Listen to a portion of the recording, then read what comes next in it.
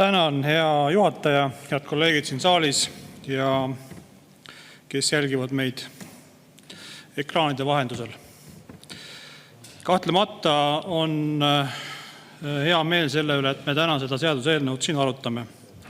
Küll aga tuleb öelda, et viimasel ajal juhtub järjest tihedamini seda, et tuleb siin saalis öelda, et aga nii me ju ütlesime, et nii läheb. Olgu siin tegemist automaksu seaduse läbisurumisega või erinevate kestlusaruannete või elektrituruseadustega.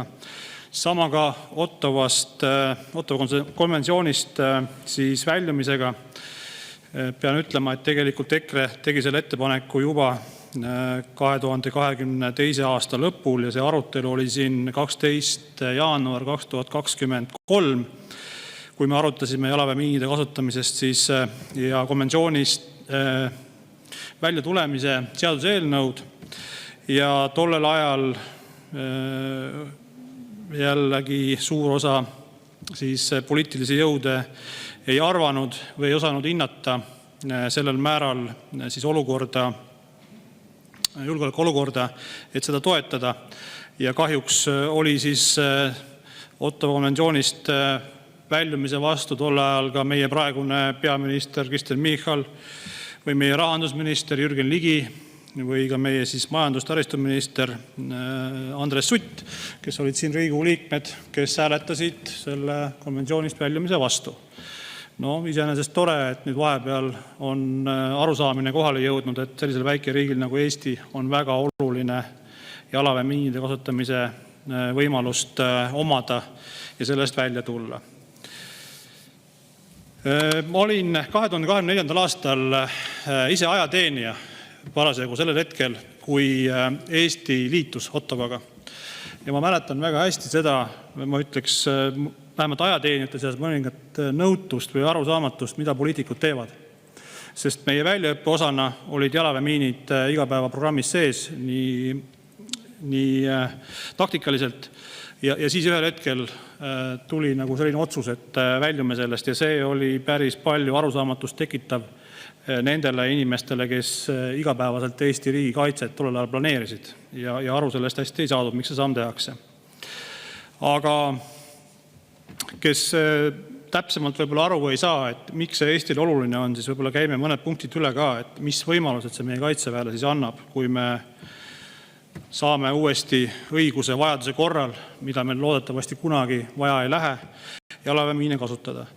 See annab meie üksustele võimaluse vaenlase liikumist aeglustada, takistada, suunata, tugevdab meie kaitsepositsioone, annab võimaluse selleks. Ja ilmselge on ju see, et kõik, kes on kaitsmise või kaitseväe kokku puutunud, teavad, et erinevate lõhkekehade juures tehakse, miiniväljade juures tehakse miiniväljapassid.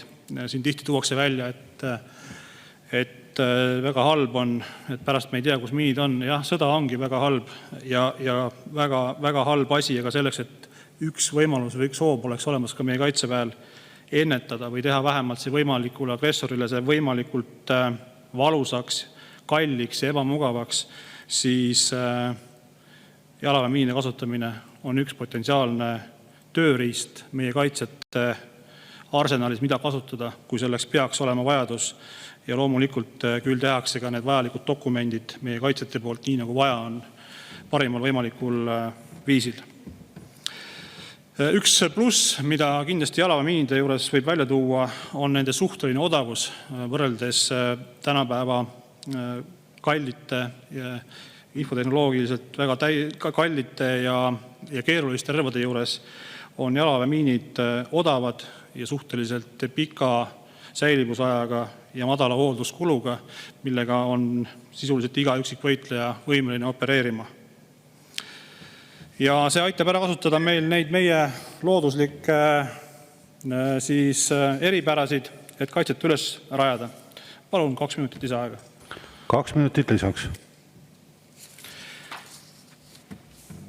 Kindlasti on jalaväemiinide omamine ka meie üks julgeolekualane kriisivaru või element, mida me saame võimalikuks kriisiks hoida ja võtta kasutusele kiiresti, kui meil seda vaja on. Ja nagu ma enne juba ütlesin, siis siin on väga oluline teadmine ka meie potentsiaalsele vaenlasele, et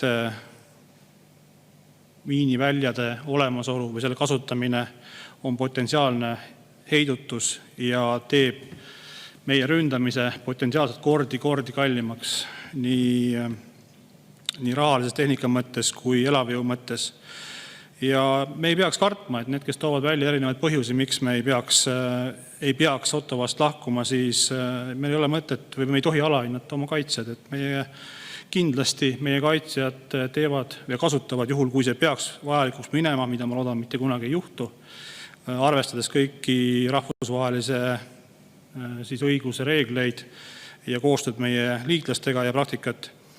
Ja teisest küljest ei ole mõtet olla ka silmakirjalik, et me teame, et täna Ukraina on ju tegelikult liitunud Ottawaga, aga Ukraina kasutab oma kaitses jalaväemiine ja ma mitte kuidagi neile seda pahaks ei pane. Et ma arvan, et kui kanda üle oma isiklikku ellu, siis me oleme kõik valmis oma perekonda, oma naist, lapsi kaitsma ründe vastu igasuguste vahenditega, meil võtta on. Ei saa keegi öelda, et äkki teed vaenlasele liiga palju kahju, kui sa kaitsed ennast. Nii et kutsun kõiki üles seda kindlasti toetama ja hea meel on, et lõpuks oleme sinnamaani jõudnud, et seda arutame siin, need ettepaneku, mille EKRE tegi juba mitu aastat tagasi. Aitäh! Aitäh!